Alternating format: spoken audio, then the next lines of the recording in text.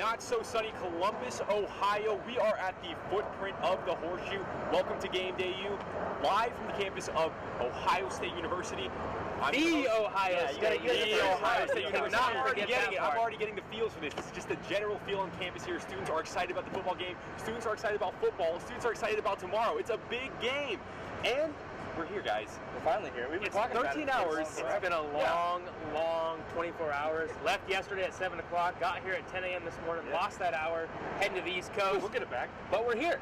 We're here at Ohio State. Looking forward to this for a long time. And we are here. Yeah, exactly. But it's game time. You talk about it being a long 24 hours. I talk about it being a long year. I think we've waited for over a year to be here in Columbus to see the Sooners hopefully take on the Buckeyes in a more competitive game rather than last year. Well, today's the day. You're getting that just today. Exactly. And just to get a little things cleared, what do you guys think of this ride here? What do you guys think about everything? Was it worth it, everything that we've done so far to get here? It was worth it. You know, Thursday felt like the longest day for me, you know, with class and everything. I was just trying to I was ready to get on the road, get to Columbus. Had a couple classes, you know, in the way, but got to take care of that first, obviously. So I'll tell you what, a lot of people fly to these games, but I feel like that long drive, you know, us all together is half the fun. It's a good time, going to all these cities that we don't. At 5 a.m., but you know, I'm okay with that. Yeah, waiting for the sun to come out. Once you get out of Oklahoma, you're like, all right, we're ready to be there. Yeah. But we're here, so that's all that matters. Check out this footage that we have of our trip. It was a long trip, but a good one. Like you said, it's half the fun of getting here. Yeah. And I think it was well worth it because this is one of the first times that OU has played Ohio State since 1977. Let's put that into perspective. These two teams, 1977, that is more than 30 years ago. What do you guys feel about that? What do you think? The history has kind of just built up over the past 30 years. You know, you've got two of the, you know, maybe top two programs in the country, whether it's AP, whoever, you know, wants to rank programs. These are the top two teams of all time. And so there was just so much, you know, pressure built up, so much emotion and intensity that it's finally here and we're all ready to get going. This contract was signed in 2008. It took a little while to get here. I was in 8th grade. Sooner fans are very excited. Yeah. This is, I mean, look at this. I mean, people around the country will agree that OU and Ohio State are the two best all-around programs of all time. Looking at Heisman, looking at national championships, looking at All-Americans, looking at winning percentage, looking at coaches, for example. Yeah. I mean, you look at across the board, these two teams are just all out two of the best programs that college football has ever seen, and we're lucky enough to get to watch them today here at the Shoe. Yeah. And you talk about Sooner fans waiting for this game and being excited about this game. Well, we saw yesterday and the day before all the Sooner fans walking around campus. It felt like we were kind of back in Norman. So I'm excited to see the outcome fan base-wise when we walk into the stadium to see how exciting it is, both Ohio State-wise and Oklahoma-wise. Sooner fans travel well. Yeah, a lot of Boomer Sooners out here today. Definitely travel fast. Camouflage though with the colors being so similar, but you know, you can tell. You just yell Boomer a couple times, you'll hear these people. They're very excited. They're very happy to be here. Like you said, this was made in 2008. Baker was still in 8th grade. You were in 8th grade. That's really funny to think about. I was in 7th. That's right. You guys are older than me. He's a 5th-year senior. Yeah. He's a little older. So we were still in 7th grade. You were still in 6th. You were just starting middle school. I was just starting middle school. It was a rough time. All right. Anyway, besides that, we're in Ohio State. We've cleared that up. But week 1, did it live up to your expectations, opening weekend of college football? I think it did, but it was in a different sense because there was just so much craziness that happened. You know, Texas going down to Maryland, and then you've got Baylor losing. You know, it just makes the Big 12 look terrible. Then West Virginia goes down as well, in a tight game. A&M USC, or excuse me, A&M UCLA. Speaking of USC, though, they kind of struggled a little bit against Western Michigan, so it was kind of a very exciting first week, but I might have to give last year's week 1 a little bit of an edge. I'll tell you what, last year with Notre Dame and Texas, that game will go down in history as one of the best games we've ever watched. We talked last week on the show, will this week even live up to even close to what last year's was? To be honest, we saw some pretty good games. Saturday's games were, good games. Sunday rolled around, UCLA, A&M. I mean, everybody thought UCLA didn't have a chance. Tennessee, Georgia Tech. On Monday night, Great well. overtime game. I mean, there was a whole plethora of just great games after Saturday.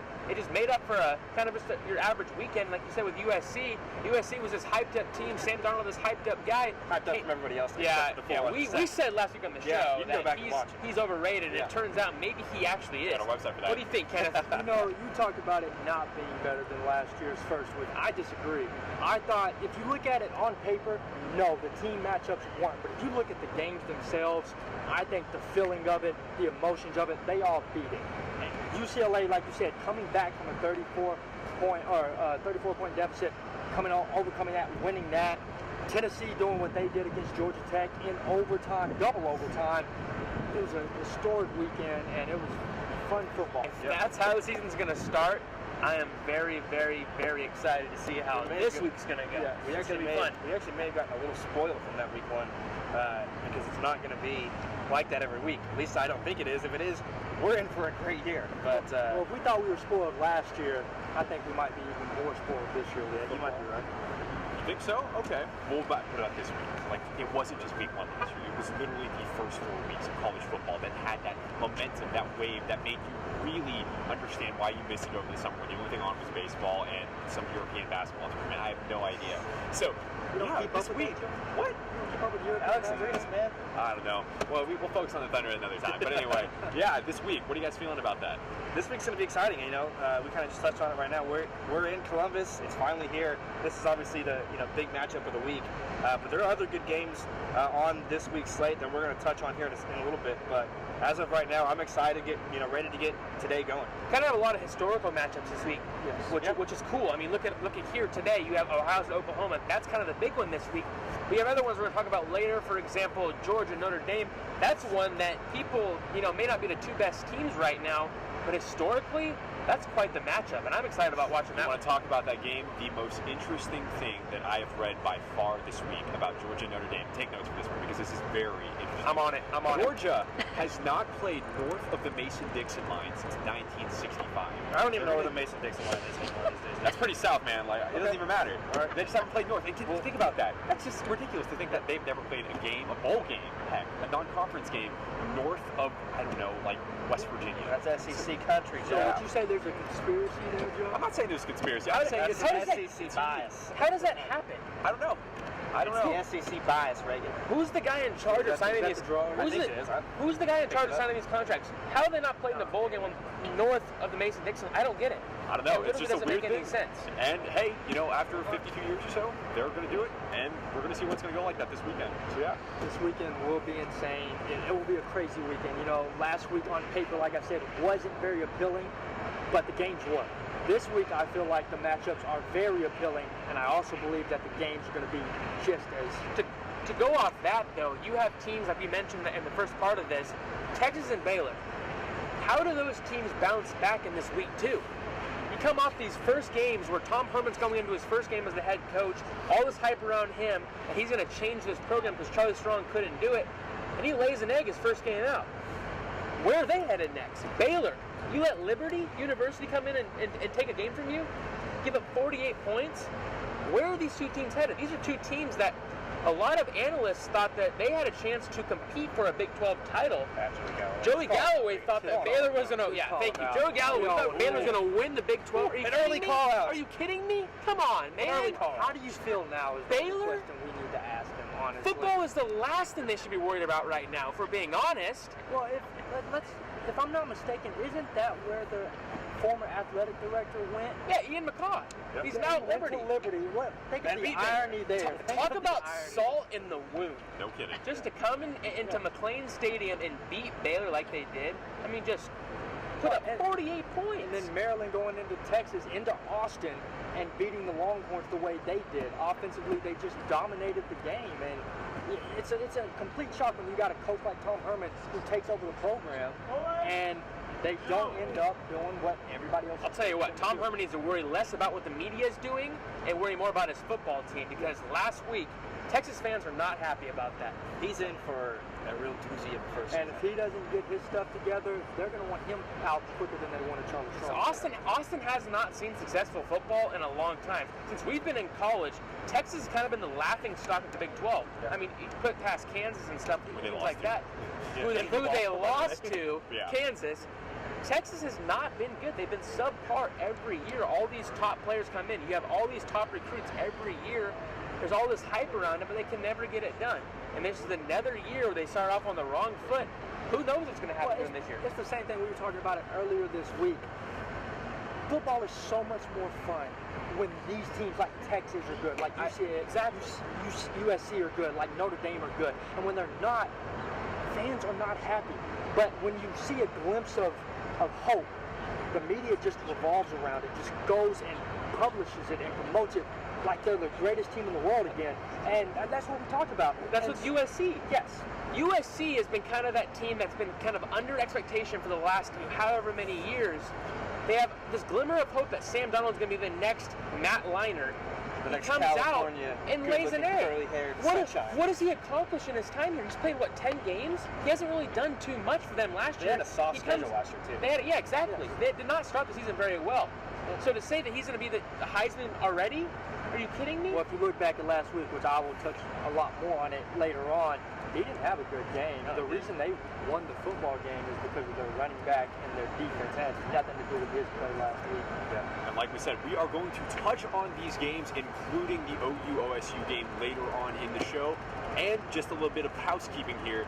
Like last season, we did live shots, but 2 seasons before that, we actually did shows on the road. We're bringing that back this year, so expect this every away game. Kansas State, Baylor, whatever OU game is, we're going to be there. And that'll be it for this break. We'll touch on anything more after that, but after that, we'll come back on the break with Around the Nation. Stay with us.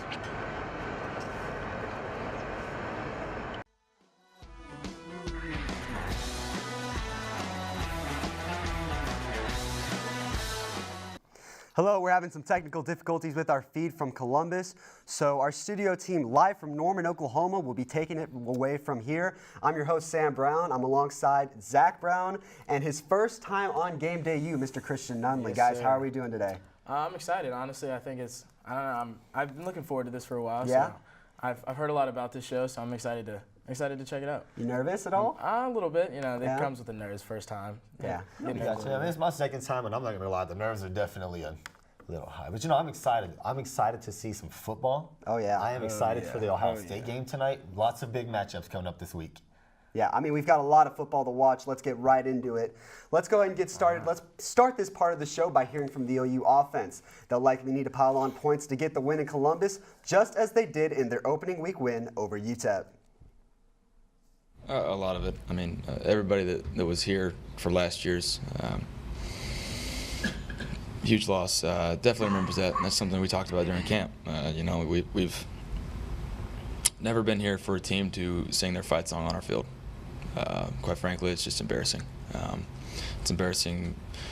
We let down our fans, our coaches, and everybody that supports our program to allow them to sing OHIO on our field, and their fans were louder than ours, and rightfully so. They had more reason to be louder, but it's a different year. Obviously, yeah, we're still thinking about that. It hurts, but we still got to go play football. Last year, I just think, we didn't play our best, and it should never be an issue, whether somebody's on the wrong side or playing a position that they've never played before.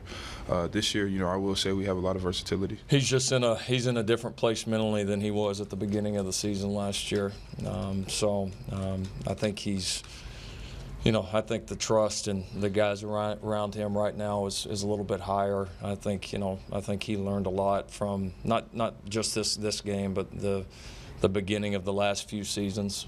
I think he's a little bit more mature and ready to handle this. And look, he's always been a great road quarterback. I mean, I don't think the guy's ever lost a road game as a starter. So he's a pretty good player, and he'll be ready to play. Our team just enjoys the road, enjoy the challenges of it. To me, there's nothing better in college football than getting a chance to go on the road and play a great opponent in a great venue. You heard it from yourself. You heard it from Lincoln Riley himself, talking about Baker Mayfield, a more mature quarterback than last year. What do you guys think he brings to the table now in his senior year, a year after kind of an embarrassing loss to Ohio State?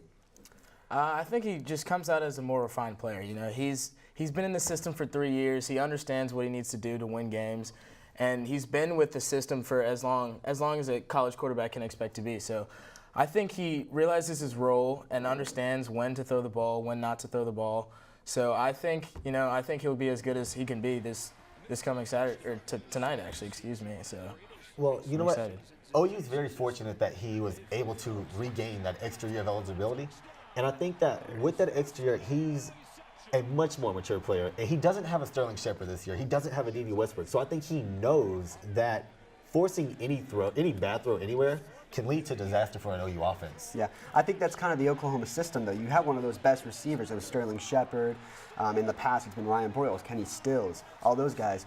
But then you always have a steady core of wide receivers. This year, it's Mark Andrews, Jeff Badette, CeeDee Lamb, Michael Jones. But I think what's important is that Baker realizes he doesn't need to force the ball anymore. That's a problem that he had last year. Yeah, trying to fit balls where they don't need to go often results in turnovers and just bad things that can lead not to establish what you need on offense. And if you're constantly forcing balls where they don't need to go, you can't see what is open and what you need to do in the future. So I think now he understands what he needs to do. And that chemistry might not be there this year like it was with past receivers. You know, he does have CeeDee Lamb, a freshman, a transfer, and Badette.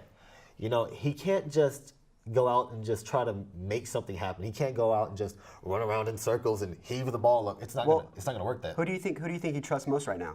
Mark Andrews for sure.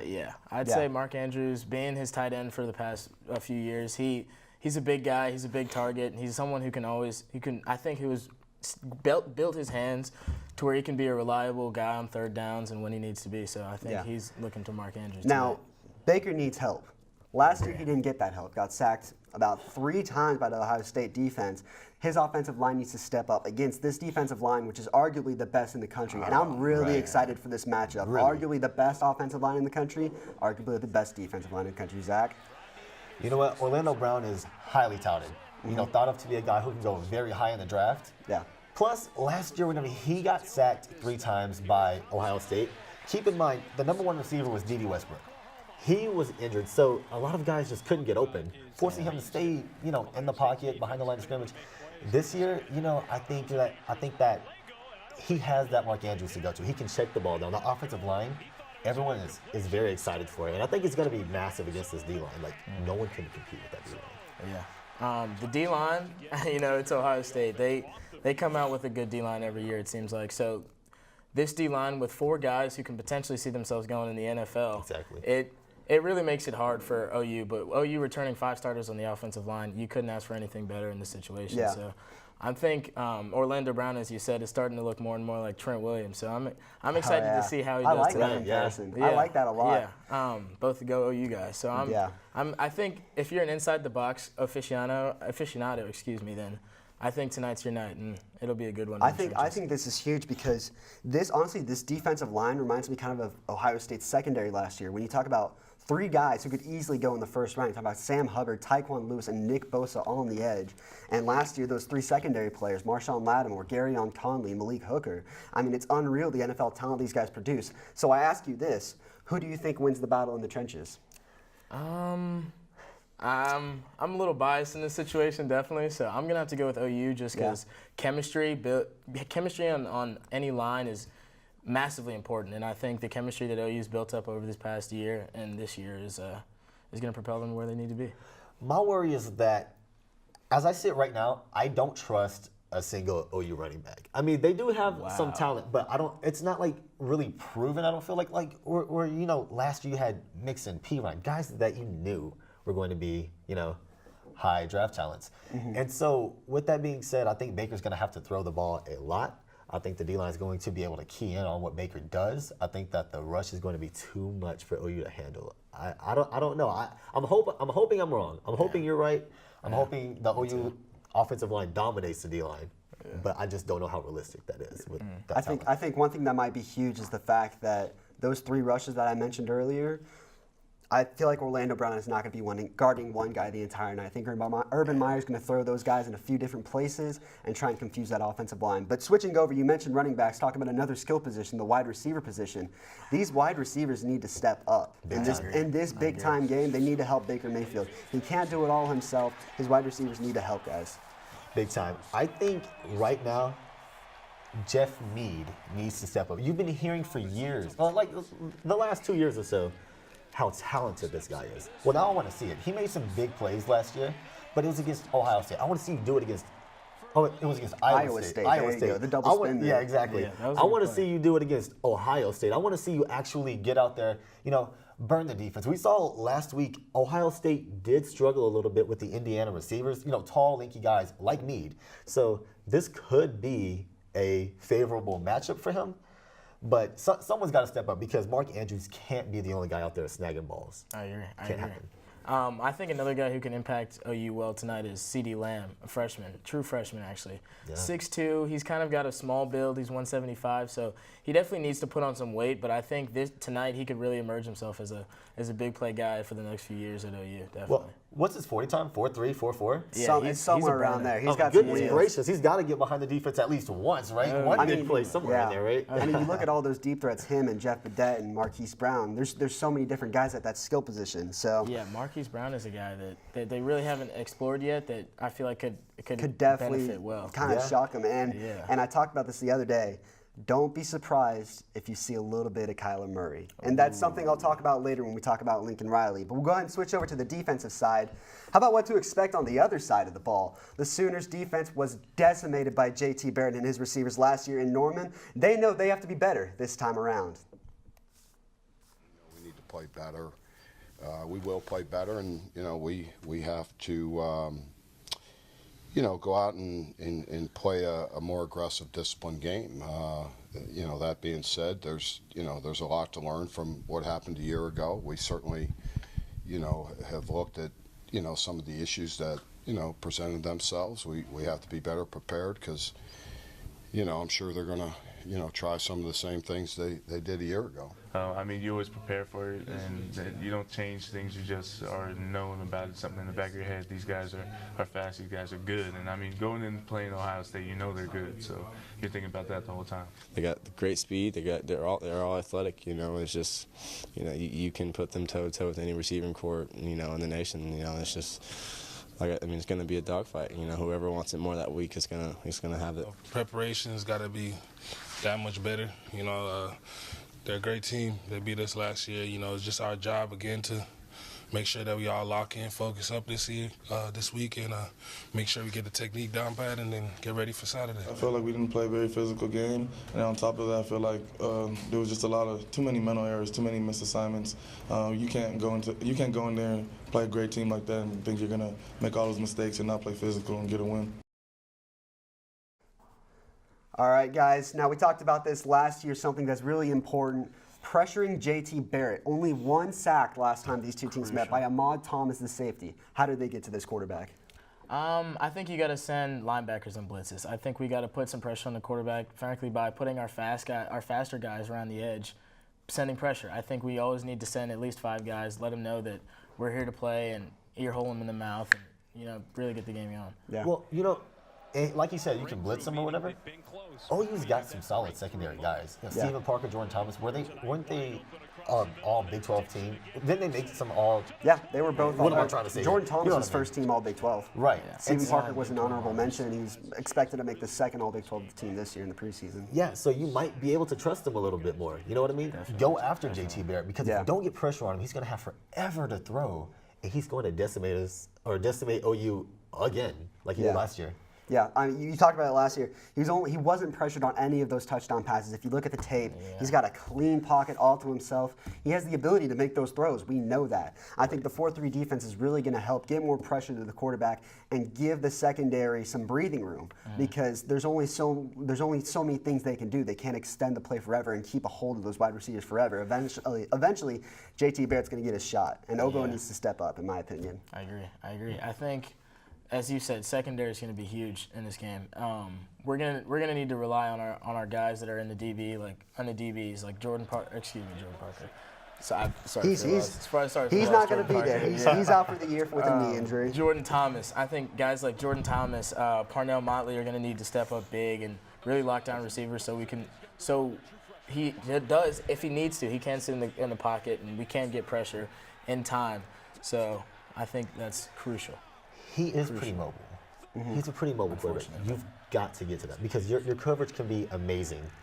But before you know it, they will have run you all the way down the field, and here he is scrambling for 10 or 15 yards, just gashing you every time. Yeah. So pressure is, I mean, not only pressure, but turnovers off of that pressure. You know what I mean? Yeah. You cannot allow a quarterback like JT Barrett to just have all the time in the world, especially whenever your defense isn't exactly proven. You know what I mean? Yeah. Like this is a new style of defense they're playing. This is their opportunity to show what kind of work they've put in and what improvements they've made, and I think it starts with that front. We talked about the secondary earlier with Jordan Thomas, who's projected to be potentially a first-team All-American if this season goes the way he does. He showed some signs of inconsistency last year, but really can be a star. Stephen Parker leading the secondary. What do they bring to the table? What do they need to do to step up in this game? They need to bring their A game. Frankly, there's no beans about it. They need to step up every play. They need to get in the receivers' faces, and if they play press coverage, they need to stay with them the whole time. They got embarrassed last year, frankly, and I know that they remember that feeling that they had because it hurts being embarrassed on such a public stage on your own stadium. It was it was bad, and I think they really understand that where they came from. So they need to reestablish OU over Ohio State. Yeah, something I think is going to be huge is Parnell Motley. Now that Jordan Parker's out for the year with the knee injury, I think he needs to step up in this game. What do you think? Yeah, I mean, definitely. I mean, the other two guys are pretty, really experienced. Yeah. Parnell Motley, I mean, he's played here and there, I guess, but I don't. He's definitely going to have to step up. Like, confidence is going to be key. Like Jordan Thomas mentioned earlier, in the week. We can't be overwhelmed. We have to stay focused. Now, whoever wants it more is going to have it. Yeah. And so that's ultimately what it's going to come down to. Focus. It's going to be an intimidating scene. You're in the horseshoe. You're at their place, biggest stage. I believe College Gameday's there. Yeah. They are. They weren't here last year, but no, they weren't. They should have been. I feel like they should have been here last year. Should have. Yeah. I think so too. I mean, they're a little thin at the cornerback position. Obviously, someone to watch for. Also, Will Johnson, the strong safety. We haven't heard his name much, but Stephen Parker can only do so much covering deep by himself. He's going to have to step up big. Definitely. Also, something else that needs to work out: the youth needs to grow up fast. We're talking about a decent amount of guys who are starters that are underclassmen, freshmen and sophomores. What do you think, Christian? We have guys that come in as a true freshman and see playing time, like CALLOUT, the tight end, that did really well. Yeah. Marcelius Sutton, who, it's still a running back competition, so you still need youth to step up, and this is such a good game for it. Frankly, a true freshman walking in and you play number 2 Ohio State in the horseshoe, your second game in college. You walk into the experience and bam, there it is. It's Ohio State. So I think we really need youth guys to step up like Sutton and other running backs. What about on the defensive side, Zach? I mean, we've got Caleb Kelly, Kenneth Murray. I was actually going to mention Caleb Kelly. I mean, you talked about earlier the linebackers. You want to see them do more. Yeah. Caleb Kelly, whenever OU lost Eric Stryker, that was a guy. He's Eric Stryker 2.0, bigger, stronger, faster. Well, what is he, a sophomore now? He's a sophomore. Getting big time, getting a lot of playing time now. I really want to see what he does. He's probably going to have to cover a lot, I feel like, in this game. You know what I mean? Like, I don't know if they'll be able to just send blitzes all the time because ultimately I don't know if the secondary can stick with the receivers. Yeah. So. Something that was crazy, Caleb Kelly had 6 snaps against Ohio State last year, broke out against Auburn at the end of the year. Let's see if he can pick it up on the big stage. Definitely. All right, guys, when we come back, Texas teams took it on the chin in week 1. We'll talk about that, and we'll tell you if Texas, A&M, and Baylor can rebound and save their seasons. Right ahead.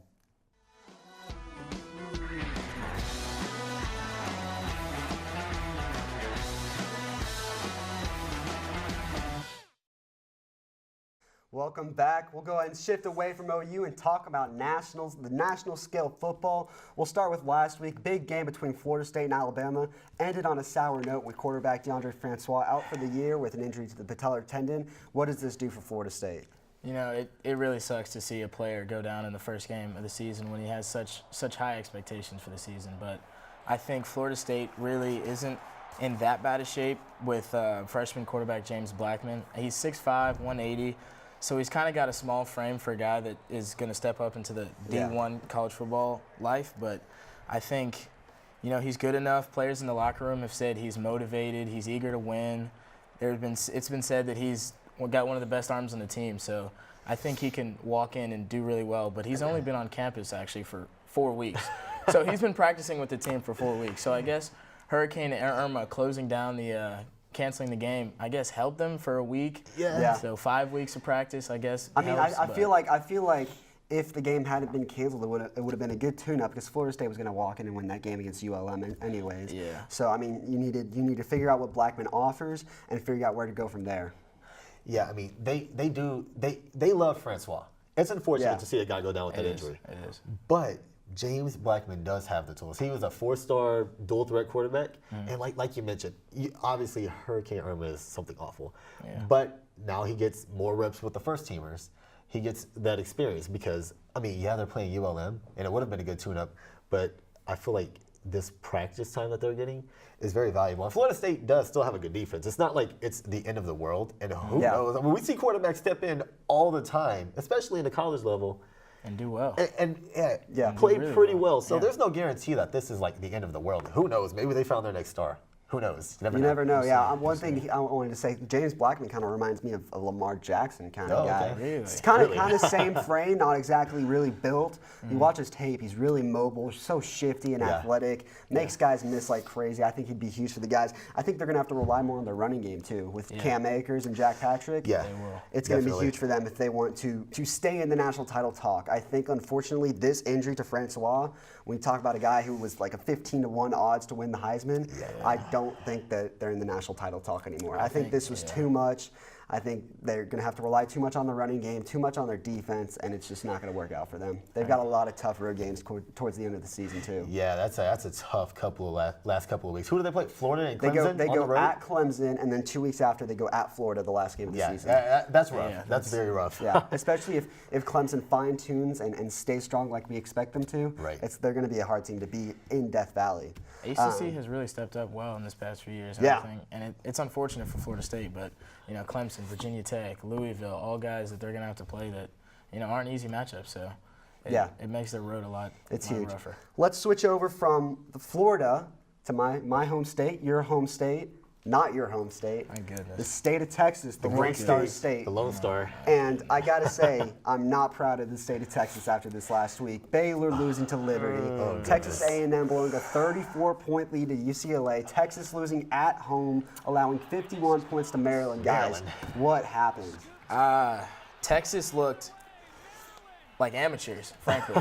They looked like they weren't ready to play. They looked like they were stunned from the get-go. Texas scores a touchdown first with, I think it was an interception return to the house. Yeah, it was a pick six. So Maryland goes down and scores 4 touchdowns back-to-back. Like 28-7, and you don't score an offensive touchdown is unacceptable against Maryland.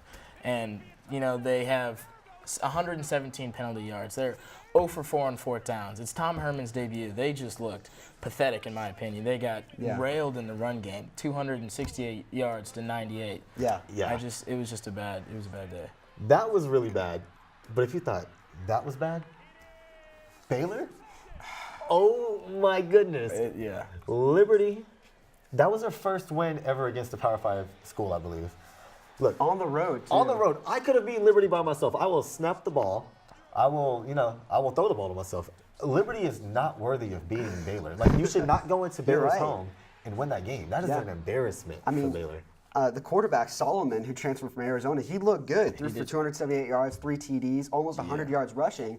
But their defense just looked miserable. They allowed 447 yards through the air. They allowed a guy named Carrington Mosley, I've never heard that name before in my life, to rush for 122 and a TD. And it just seemed it was odd. You would never have seen it coming. You say this, all right, this is a tune-up game. Figure out where they lie. Figure out what they need to improve upon, and all of a sudden they're 0-1. Right. I know the guys mentioned earlier. You know, a lot of people had them doing pretty well in the Big 12. Some guy, you know, had a outlandish statement saying that they would win the Big 12. Yeah. But then but then you come out and you lose to Liberty. Like, that's unfathomable. Like, yeah. I could have never. Like, they had like 100% chance of winning this game. Yeah. But you know, another embarrassing Texas team, A&M. I know. How did they blow that lead? With 2 minutes left in the third quarter, they were winning by 34 points. Wow. I don't understand. No, Christian, I don't understand what happened.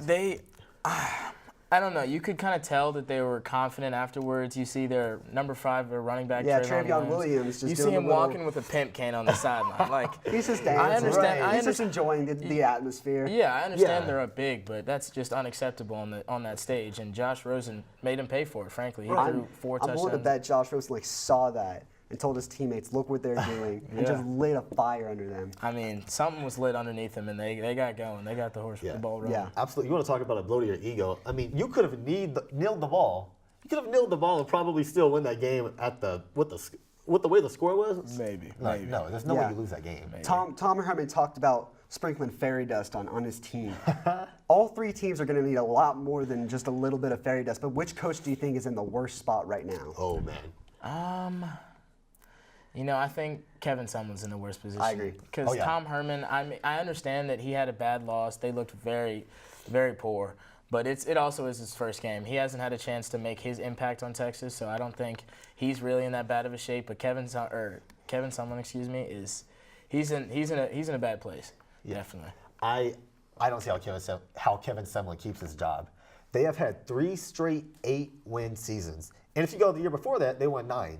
You're playing at a big-time school. You cannot go to the Music City Bowl, the Chick-fil-A Bowl, the Cactus Bowl. Yeah. That doesn't cut it in a big-time school like that. Yeah. You know, and the athletic director has let it know another 8-win season is not going to be okay. And then you go and blow a lead like that. You have basically set yourself up to be put out of that university. It's unbelievable. I don't see how he keeps his job. I don't. And it's crazy. All those 3 seasons, those 8-win seasons, they start off so hot. Right. And then the fall rolls around and they just collapse. Exactly. Switching over to players who actually played well, since we've had such a negative talk about these coaches. There are a lot of new quarterbacks, new top 25 quarterbacks. Christian, who impressed you this last weekend? Frankly, Josh Jackson in Virginia Tech. I think he looked really composed. I think he stuck it to, who did they play? Excuse me, West Virginia. West Virginia. He looked mature. He had racked up 335 all-purpose yards, 100 of those on the ground. It's a tie game with 8 minutes left in the game. He drives his team down and they score a touchdown, and it ends up being the game winner. Yeah. So I think he really looked mature. He understood his role, and he took full advantage of the opportunity he had and took it to West Virginia, a good Big 12 team. Yeah, Zach? Yeah, you know, a guy I liked was Kelly Bryant. I was really interested to see how he would fill Deshaun Watson's shoes. You know, he went to the Houston Texans, best team in the NFL, probably. Anyways, staying on track here. This is a college football show, Staying Zach. on track here. Let's not have NFL debates here. He played really well. A lot of people love this guy. I mean, people think he's faster than Deshaun Watson. I mean, goodness, Deshaun Watson was already a problem for college defenses. He was a shifty athletic. Oh my goodness, yes. And so he could be even more of a problem. Yeah. So. I mean, staying in the ACC, I think a guy we don't really talk about, Malik Rozier, over at Miami. Moving on from Brad Kaya, he looked really composed, obviously against Bethune Cookman, but threw for 236, had 3 TDs, 40 rushing yards, just looked really composed. So I think that's a guy that really impressed me this weekend. It'll be interesting to see what they do next week. Stick around, we've got plenty more for you. Next up, the coaches. Can Lincoln Riley hold his own with Urban Meyer tonight? We discuss when we come back.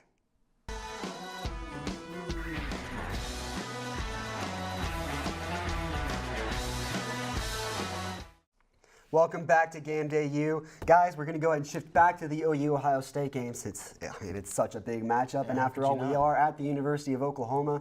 We're going to talk about the coaching matchup here. And this is something that you really don't talk about much. You talk about all the players, Baker Mayfield, J.T. Barrett, there's stars everywhere. But this coaching matchup could define the game. Lincoln Riley versus Urban Meyer, guys. What do you think? Zach, go ahead. Okay, well, thank you. So polite. Wow. Thank you so much. Urban Meyer is a very seasoned veteran. 62-6. He's been doing this since his Florida days, you know. Yeah. And Lincoln Riley obviously coaches a heck of an offense, but now he's going to be called upon to make some tough calls as the man in a huge stage. The moment, he has to make sure that the moment isn't too big for him, because this can be a problem for young head coaches. They feel the need to do too much, maybe make some mistakes, some just borderline fundamental mistakes that can cost you the game. So I'm really interested to see what the young Lincoln Riley will do. Yeah. Yeah, I think Urban Meyer is a seasoned college football veteran. It puts Lincoln Riley at a serious disposition. Urban Meyer, he knows how to lead his team. He's been in that big game multiple big games, where he can talk to his guys and get them in the right mindset to play the best football they can. And I still feel Lincoln Riley can do that. I just think Urban Meyer is more composed, more. He's just a better. I wouldn't say better. Excuse me. He just knows his. More disciplined. He's more experienced. Yeah, he's more equipped to do so. He's on the same level as a Nick Saban. Right. That's what defines this matchup. Like you said, this is Lincoln Riley's second game as head coach. Yeah. This is Urban Meyer's 196th game as head coach and his 69th as a head coach at Ohio State. But what I think will kind of define this matchup is Lincoln Riley is not afraid to take chances. I think as much as Lincoln Riley reminds me of Bob Stoops, and I think that's why this was such a seamless transition at the head coaching spot, Lincoln Riley's a bolder guy, I think, than Bob Stoops is. And I think that as much trickery as you saw against Auburn, all the fancy stuff, that's Lincoln Riley's playbook. And like I said, I would not be surprised if you see a little bit of Kyler Murray tonight. And let me explain why. You see the dual threat that Baker Mayfield poses, but they haven't seen a quarterback like Kyler Murray. And you saw him last week. He was composed. I think he only had one incompletion too. Went like 10 for 11, 100-something yards, and a beautiful touchdown. That was a pretty ball. So Ohio State sees him as a passer. They don't know what kind of runner he is. I mean, but like I was mentioning earlier, you want to make sure you stay away from the dumb decision. Like you said, you might see Lincoln Riley try to get bold here. Yeah. Let's not try to get too bold. Let's not try to step way out of your lane. I mean, you're probably going to have to surprise them if you want to, upset them at their place. But you have to make sure that you stay composed. You have to make sure that you make smart decisions. Using Kyler Murray would not be a bad decision. But man, you don't want to get too far away from what you normally would do. I'm not saying you'll see him a lot, but I do think you'll see him maybe take 6 or 7 snaps at quarterback. You'll see a few snaps early in the first half, see what he can do as a difference maker, and then just see whether you want to unleash it and really take advantage of this defense, or if you want to stick with Baker, stick to the playbook you have, and then just go from there. Okay. I can see that. You can see it? Yeah. It's something. One thing that even though Lincoln Riley wasn't the head coach last year, one thing that he did get to experience as the offensive coordinator was that 45-24 blowout. And J.T. Barrett, like we said, 4 passing touchdowns, all to Noah Brown. That incredible catch right behind Micaiah Quick. One of the catches of the year. Probably the catch. I mean, one-handed right behind the defender and then grabbing it was ridiculous. Behind the defender. Oh my goodness. It was unbelievable, but it hurt. Long story short, this team was embarrassed. Oh yeah. And revenge has to be a factor. It has to be. Majority of the team from last year understands it. They're coming for blood. It's a big game, and they understand that it's a stage where they got embarrassed last year, and they really need to correct the mistake they made last year. Honestly, it's ultimately this team last year pretty much decimated OU's shot at getting into the playoff. Yeah. Because remember, by this time last year, they were already 1-1. Yep, they had already lost to Houston, which was already a huge blow. Yeah, then you go and just get obliterated by Ohio State, your building, new stadium. Goodness. They're going to go to the Horseshoe tonight looking to pretty much do what they did to them last year. Just hopefully in reverse, hopefully. Yeah. I think Oklahoma, Ohio State, they're just 2 powerhouse schools. And being that, even though they've only played 3 times, a 4th matchup, it puts us at a tiebreaker if we win. So I think the rivalry that is built, I guess, in these past 2 years is really gonna show tonight. And yeah, like you said, like the guy said earlier, potentially two of the top programs of all time. I think it's going to be a huge match tonight. We've got one more segment for you guys. Go ahead and stick around. After the break, we'll have our final words and our score predictions. Stay with us.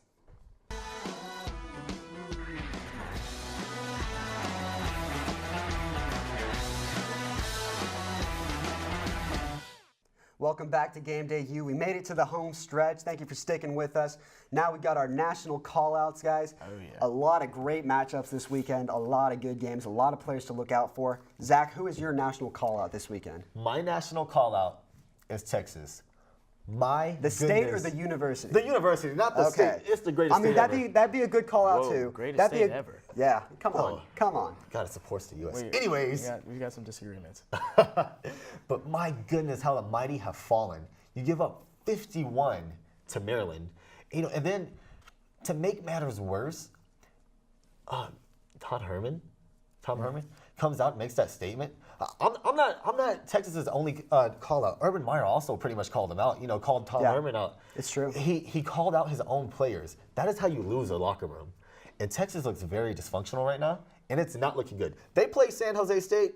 That's not a guaranteed win. That's not a guaranteed win after seeing what they've done. Who was it? South Florida and Quentin Flowers. They didn't blow them out. I think the score is about 44-17, somewhere around there. It's not a big game. And I mean, South Florida is a better team than Texas is. I agree. Yeah. So I'm rooting for them to lose to San Jose State. Wow. That's a diehard Sooner fan. What can you say? Christian, who you got? My national call-out. My national call-out is Sam Darnold. Sam Darnold, I'm looking for you to step up against Stanford this week. They just beat Rice 62-7. They are really looking to beat you guys. And you threw 2 interceptions. USC got it done on the ground that really propelled them in the win, but you didn't get it done. So I'm looking for you to step up this week and get it done. Frankly. That's a good call-out. That's it. You're right. He didn't look like the Heisman favorite that everyone says he was. Yeah. My national call-out is going to be a guy who did well last week, unlike Mr. Sam Darnold. I'm going to call out Kelly Bryant. Kelly, you performed well, 2 touchdowns, another one on the ground. You look dominant. You look like the future quarterback of Clemson. But that's against Kent State. You're going up against Auburn University. This is big boy football. This is SEC defense. You need to step up. I need to see the quarterback that we saw last week up on the big stage before I know that you're the quarterback of the future. It's going to be a big matchup. He's got big shoes to fill with Deshaun Watson. We're going to switch back over to OU. Zach, give me your OU call-out. My OU call-out, and guys, this is going to be very important throughout the year. Mike Stoops. Your defense was horrendous last year. Horrendous. And so this is his first test. This is your first test to prove to us that you have mended that defense. You know, last year, OU's defense fell off after the year before. They were arguably the best defense in the Big 12. Do you guys think that maybe they'll make another step up? I think they can. I think with the new 4-3, they'll get more pressure. I think the secondary will be good. I think it's going to be good to go. Okay. Christian, who are you calling out? Guys, my OU call-out would be Jordan Thomas. I think the DBs really need to step up and make their presence known today. And Ohio State's receivers will be putting pressure. Those guys are fast. They will be making you guys play on your heels. So I expect a lot from you, Jordan Thomas. That's going to be a huge matchup. I'm going to keep my call out quick. I'm calling out the offensive line. We talked about it earlier. The battle of the trenches will dictate this game. You have to win the battle in the trenches against those big boy NFL prospects. It's going to be huge to watch. Guys, your final word, what is it? Zach. Final word is simply confidence. Big stage, new coach. The quarterback's got new receivers to throw to. He has to trust his players, and the coach cannot let the moment overwhelm him. Players got to be confident. Absolutely. Definitely. Yeah. My final word would be statement, definitely. I feel OU needs to make a statement today, not only to Ohio State, but to the college football playoff, the college football committee, that we're here to play and that we're national championship contenders this year. Yeah. My final word, revenge seems a little boring, so I'm going to go avenge, the verb, because OU needs to avenge last year. It's simple as that. They were embarrassed on their home turf. Ohio State did their chant in our stadium. That needs to change. Final score, let's keep it quick. What do you guys think, Zach? Final score, Ohio State 45-30. Really? Yes, sir. Sorry. Yeah. Christian? I think OU 35-31. You're going with OU? I am. Homer. I think it's going to be a good defensive battle, but whoever has the ball last ends up winning. And I think OU Wow. wins. All right. Okay. I'm going to go. I'm not going to be as confident. I'm going to say Ohio State 38, OU 30. That's it for us here in the studio and in Columbus. Thanks for watching Game Day U. Be sure to tune in next week as the crew recaps today's game and previews OU's home game against Tulane. Have a great day.